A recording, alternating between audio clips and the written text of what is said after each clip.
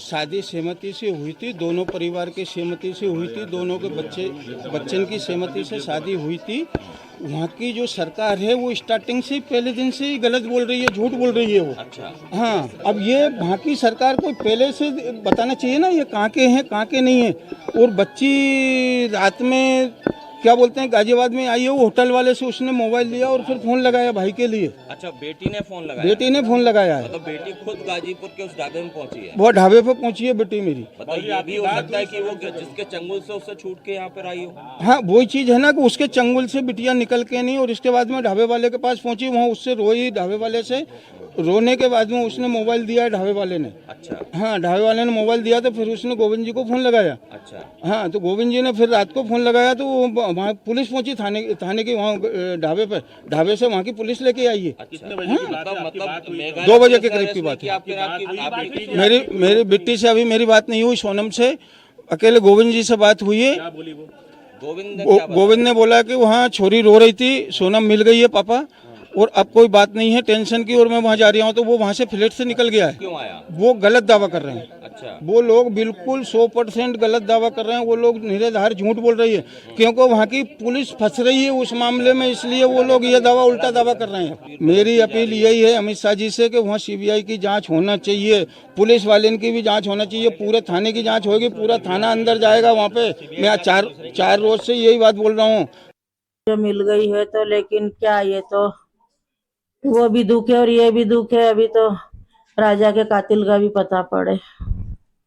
अब दुख तो है, मिल भी गई है तो भी हमको तो दुख ही है, छोरा चला गया तो बस धन्यवाद मिल गई। तो ये बोला कि मिल गई है और वहाँ मिली है और मैं जा रही हूँ, बस ऐसा बोला मेरे से।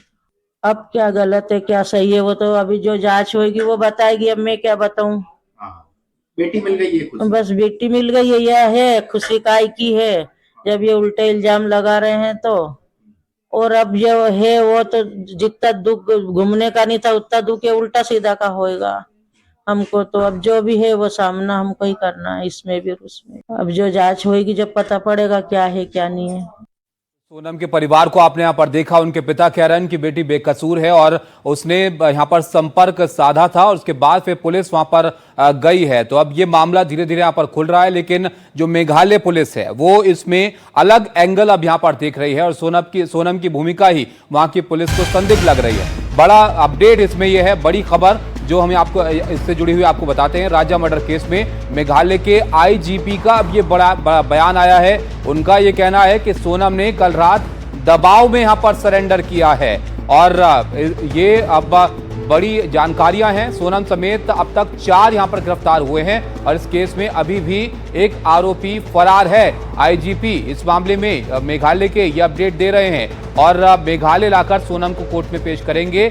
मेघालय के IGP ने बयान दिया है, तो जो मेघालय पुलिस है वो अब सोनम को संदिग्ध के तौर पर यहां पर देख रही है और 4 लोगों के गिरफ्तार होने की बात यहां पर अब कही गई है और एक और व्यक्ति की तलाश यहां पर की जा रही है। तो इस केस में अभी एक आरोपी फरार है, ऐसा कहना है IGP का। और साथ ही सोनम जो है उसने दबाव में सरेंडर किया। मेघालय पुलिस का ये एंगल है कि DGP ने भी इससे पहले ये कहा कि सोनम जो है वो इस मामले में जो है संदिग्ध हो सकती है, राजा रघुवंशी की मौत के लिए जिम्मेदार हो सकती है।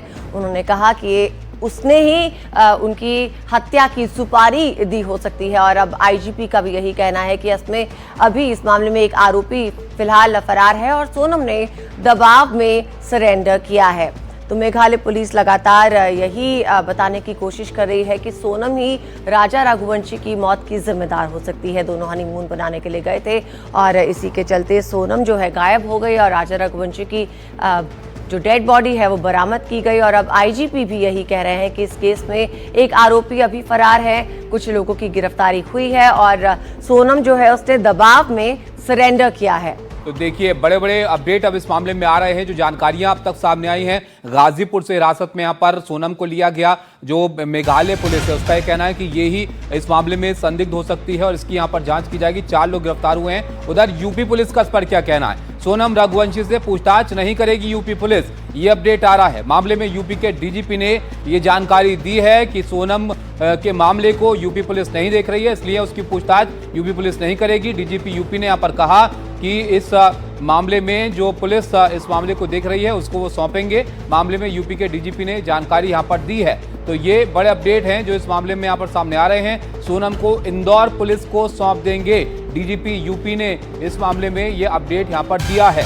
तो ये सोनम को लेकर जानकारियां लगातार यहाँ पर अब सामने आ रही हैं और इस मामले में अब ये नए नए खुलासे यहाँ पर हो रहे हैं। जो इंदौर पुलिस है उसके रवाना होने की बात यहाँ पर आई थी गाजीपुर के लिए, जब ये खबर आई कि सोनम को वहाँ पर एक ढाबे पर पुलिस पहुंची है। फिर ये जानकारी आई कि सोनम ने अपने परिवार को पहले फ़ोन किया, फिर परिवार ने पुलिस को जानकारी दी और पुलिस वहाँ पर सोनम तक वहाँ पर पहुंची है।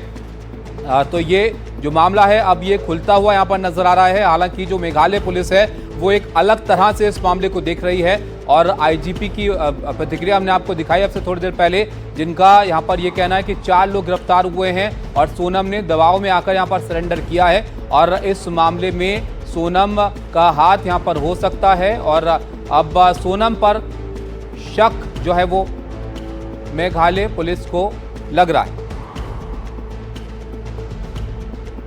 इंदौर के सांसद शंकर जी हमारे साथ जुड़े हैं। शंकर जी, अब बड़ी जानकारियां आ रही हैं, मामला स्पष्ट यहां पर हो रहा है, सोनम पर ही अब शक यहां पर आ रहा है इस मामले में। देखिए, सबसे पहली बात सोनम मिली, उसने आगरे के उनके परिवार को फोन लगाया, उन्होंने पिताजी ने इसकी पुष्टि की है और पिताजी और इंदौर की पुलिस वहां के लिए निकली है गाजियाबाद के लिए। अब आगे की जो बातें हैं, जब पुलिस पूरी जांच करेगी तो तथ्य पूरे हमारे